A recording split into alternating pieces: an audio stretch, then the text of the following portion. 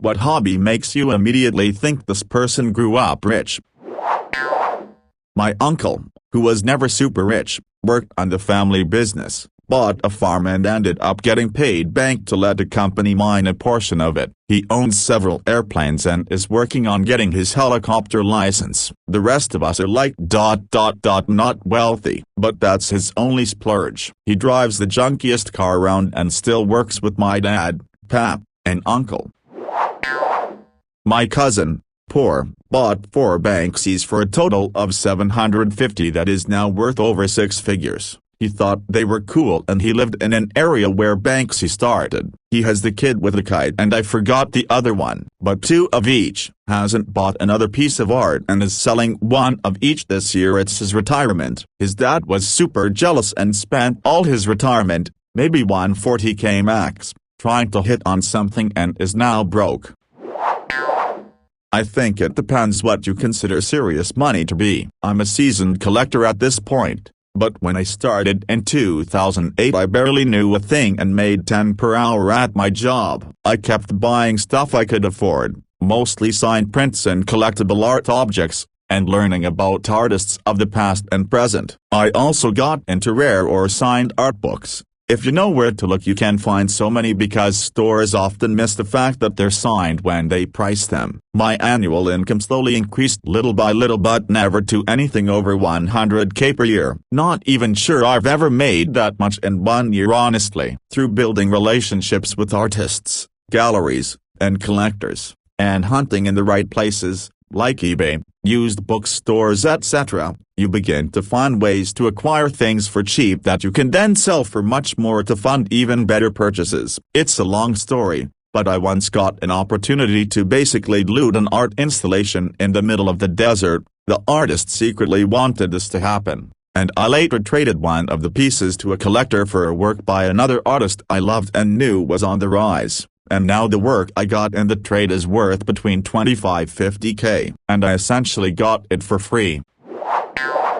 I've also helped other people with bigger budgets to make smart buys, and works they paid $25K for are now worth $200–300K in just a few years. It's definitely easier to make big money if you already have big money, but I'm proof you can collect on a budget and still build a great collection of important artists. I have several collector friends I've met along the way who followed the same strategy and they've done really well too. One friend has never made all that much money, but has been so good at building relationships with artists where they just give him small works for free now. He knows it's not right to sell them, but after enough time passes, he'll be allowed to profit without offending the artists. Sometimes you just gotta wait, and of course if you can just maintain a good income and make money on the side from some smart investments, you won't even need to sell those gifts.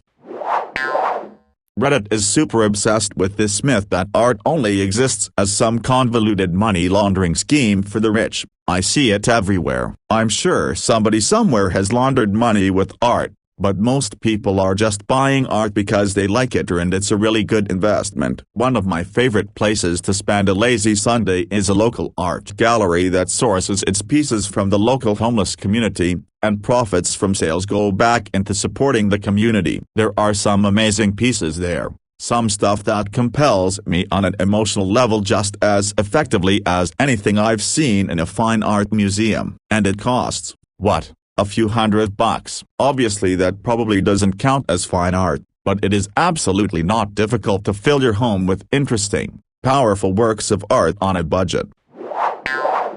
Reddit is super obsessed with this myth that art only exists as some convoluted money laundering scheme for the rich. I see it everywhere. I don't think all art is a money laundering scam, but I feel like this sort of waves away the very real fact that fine art is treated as a form of tangible asset investment by many collectors, and that rubs me the wrong way. Even for the person you replied to, one of the main conceits of their story is learning to assess the value, both present and future, of pieces to make smart purchases. The implication being a smart purchase is one that grows the investment. I'll absolutely cop to not understanding the art world on a meaningfully deep level, but the anecdotal contact I've had has made me deeply skeptical of people that say it's not about the money. Maybe for you and others like you it isn't, but from what I've seen it very much is from many others. There are some good Facebook groups for discussion out there, depending on what style you like to collect. I've made some nice internet friendships that way, and sometimes it crosses over into real life. I've also sold things on eBay to local folks who do a local pickup, and we become friendly that way. Sometimes just finding a newer, smaller gallery that shows really great emerging art can help, especially if the gallery has a consistent circle of supporters. Artists. Once you start seeing the same people over and over again, you have a pretty easy excuse to say hi and strike up a conversation. Also, Instagram has led me to make really nice relationships with fellow collectors and artists. Some artists I've never even met in person, but we have a really nice internet friendship. I've bought several pieces, and we know many of the same people. Of course, I hope to one day meet the artists I haven't yet met. But of course COVID has made that a bit harder. Oh, I'm both. If I could just collect and never sell, I would. But I have a desire to retire comfortably someday, so selling some stuff here and there to fund even more purchases that can appreciate as well is hopefully a good strategy. I tend to keep anything that has a lot of personal meaning to me, but tastes do change over time. Some things I was so attached to 5 years ago no longer mean anything to me now, so I sell and move on. Sometimes you'll also grow your collection to where some of your older stuff just doesn't need to be in the collection anymore. Like if I owned a nice print by a favorite artist, but then a couple of years later I acquire some amazing original works by the same artist. That old print may not seem so great to have anymore when I have even better stuff. I totally respect purist collectors like Urban Dorothy Vogel, but I love making some great realized returns so I can keep collecting better stuff. Like last year, one bought a painting for $4K on eBay and sold it through an auction house for $22K. Of course they take a cut, but I came away with a hefty profit and used it to buy several more pieces by artists I love. I'm talking 25-35 years from now. If you've held on to stuff for that long, the artist that gifted the thing to you is either dead, or would totally understand you selling, especially if you got their blessing beforehand. You can also sell some things privately to others if you know they'll keep it for a long time or that they'll never sell it publicly. The aforementioned friend has traded me some stuff he got as a gift and asked me not to tell the artist. I'm friends with the artist as well, but am fine keeping it quiet. Worst case, if the artist accidentally found out, he'd be happy enough that it's in a good home with someone he likes. Artists care more about their work having good homes from my experience. I have an interesting story about that. On a visit to Key West, we went into a little art shop on the main street there. I find an artist I'm really fond of, and one of the people who worked there came up and we started to chat a bit. The conversation bounces around a bit and I ask him how he got to doing what he was doing, as he was middle-aged and was very insightful and knowledgeable. So he tells me he got a degree in art history and couldn't find any work. One day a wealthy family approached him and asked him to be a consultant, deckhand, and travel the world on their yacht. He spent a few years doing that and it led him to the shop in Key West. I asked him what the people who owned the yacht did to gain their wealth, and he just smiled. After a short pause he said, "Let's just say we made a lot more trips to Colombia than anywhere else. TLDR, our dude got a certain type of education and may have smuggled drugs on the side." Years ago, I worked for Wrigley Gum Company, now owned by Mars, when it was still owned by the Wrigley family and William Wrigley Jr. was the CEO. My second day, I ran into Mr. Wrigley in the elevator but didn't know who he was. During our small talk, it came out that I trained by the JJ, still very new in the US, still the 20 octoseconds ago, and I ended up asking him what sports he played. His response: "Oh, I play a little pickup polo from time to time." I can't even imagine how the hell a pickup game of polo might materialize. I can't imagine a dozen or so billionaires out riding their favorite polo horse and just happen to run into one another at the park. That shit is expensive. I had a 500-pound twin-engine go-kart that I ripped around the track every so often, but we go in cheap, free as a mate did some work there. You see these kids rock up that probably would rather be somewhere else with these overbearing fathers who are trying to live their dreams through the kids, screaming at them for just having fun and not knocking a thou off their lap time. The setups, the gear and even the vehicles they transport their carts in are stupid money. We used to take their tires as they would one race and bin 'em, but they still go for ages just fine for us. Recreationally, if you just want to do it as a fun day out and hire, it's still expensive.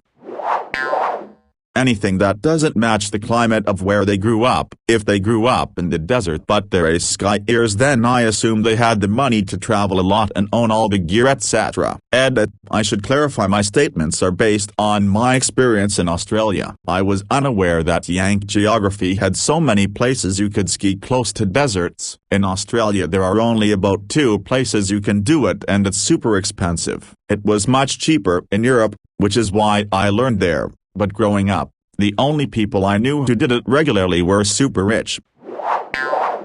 My sibling has 2 kids, works, and a spouse that works. They compared pricing of daycare versus getting an au pair, in the form of a foreign college student. Now, I don't know offhand if the au pair was cheaper, or how much more expensive, but I do know that's the option they went with because it made more economic sense. Not like they live in New York City, LA, or anything like that either. They're semi-rural in a Midwest state. That having a whole-ass person live with you to help with the kids is economically comparable to dropping your kid off at a daycare is bonkers.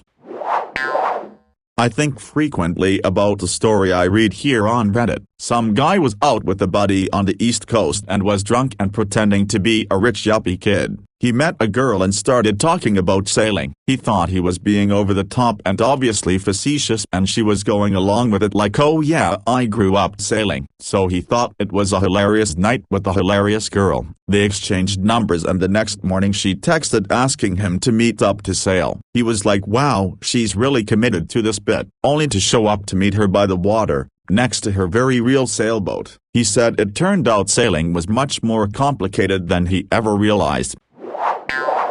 Falconry can be as expensive as you want it to be, with a much lower starting cost than you would think. I'm talking a couple grand including licensure to get started if you are crafty, and then a few hundred a year maybe. I started in college and I worked part-time with not much spending money. The real cost is time. Example, I'm a master class falconer. I have all the gear I need. For $50 I can trap whatever bird I can find essentially, put some anklets, jesses plus leash, and a bell on it, and I'm good to go. But then I need to spend about 8 hours a day with it minimum for the next couple weeks, moving down to a couple hours a day for the next 4 or 5 months until I release it back into the wild. Forget the gear. Lift tickets can be anywhere from $1.80-$90 on the low end up to $200-$250 on the high end. Season passes are the way to go, but they run $800-$1,500. My gear, which I bought used for $200, has lasted me 10 years so far. That said, if you live somewhere that has resorts nearby, there are a lot of opportunities for cheaper skiing. There are student passes that tend to be more like $200-$400 for the season. Some places pass out discount coupons for $20 50-day passes. There are also earlier late season passes that are heavily discounted. In other words, it can be a rich person's sport, but the term ski bum exists for a reason. As a fencer, yes, for the most part. My club had a financial aid application, but those aren't common. All clubs do loan gear, but having your own is much better. The upkeep is also another problem since gear breaks down. I guess to lower the cost, I try to do some repairs myself, but I don't have all the tools to do that. Unfortunately, I didn't grow up rich and got started through my public high school's team. When I decided I wanted to get into it more, the prices weren't great. I've got mixed feelings about this as a fencing coach myself. I agree that we have the perception of luxury, and it is fairly common for wealthier people to fence, but really it isn't as expensive as you might think. I believe that my equipment costs a total of $400, including 2 swords. but much of that equipment has lasted me 5-10 years with no signs of it dying on me anytime soon. Where the costs really start to pick up is paying for lessons. I charged $45/h for private lessons, and we require all students to do at least 6 hours of private lessons before starting the cheaper group lessons.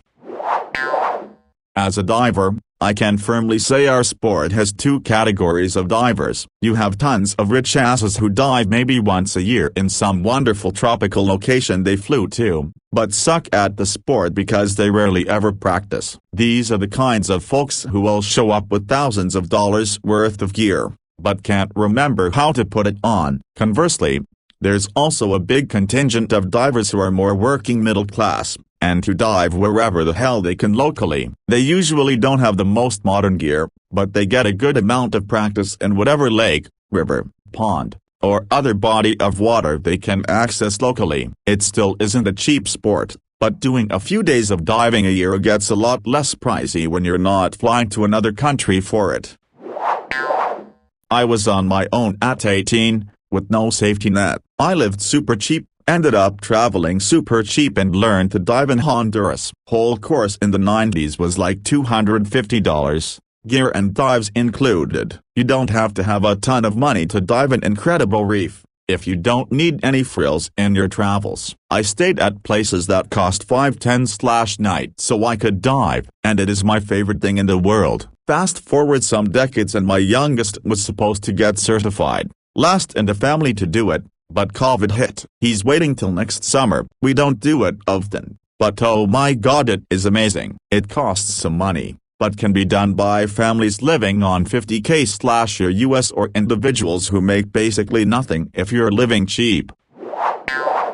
Okay, so as someone who is not made of money, my fiancé and I manage this frugally. Buy cheap flights. Frontier. Know that Orlando is generally cheap to fly into. If you're in the military you get discount, but also, you could buy a season pass for a week's stay and save more than if you bought individual tickets, assuming you go when they aren't blacked out. Disney is expensive, but you can manage it if you dig into it. The most expensive part is lodging. Again, shop around on incognito mode so your phone, computer doesn't track cookies, and you'll find good deals. Not saying it's easy, but there's definitely ways to make this happen.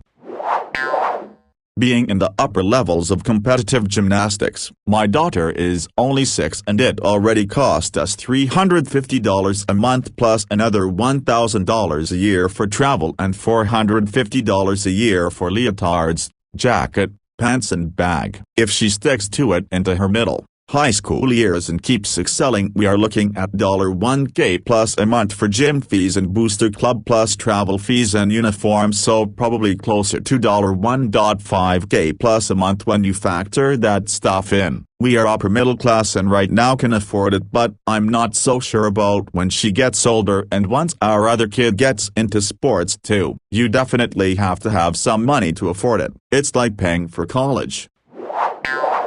There was this lady in my group of friends who always had the best of everything and threw dinner parties in her absolutely gorgeous house. I remember asking what she did for a living, and everyone saying, "Green with envy, she's an artist." She had multiple studios in her sprawling house, and I crept into one once. Lots of ceramic work and tons of supplies, but most everything was very clean, like it had never been used. After that, and keying into some bits of conversations after seeing it, I realized she didn't work at all, never had, so her frickin' life was hobbies. I dated an Olympic dressage rider and know a lot about the sport. Dressage and polo are both insanely expensive. Top-tier dressage horses go for millions and top riders have a bunch. Then they usually own a farm and training area down near Palm Beach. To understand how expensive polo is, you need to understand the billionaire isn't paying just for his horses. He's paying for the entire teams, and salaries for the other players. Most good polo players are basically aces to make a billionaire who sucks on the team look good. Sailing can be cheap. I bought the sailboat on a trailer for $100 at age 18. Hard work and Craigslist allowed me to upgrade and keep in good shape for many years for cheap. Now, As to my dream goal of owning and sailing a new 45 catamaran yacht, that requires wealth, powerboats, constant engine and system maintenance, and literally every mile you go reminds you of the fuel cost.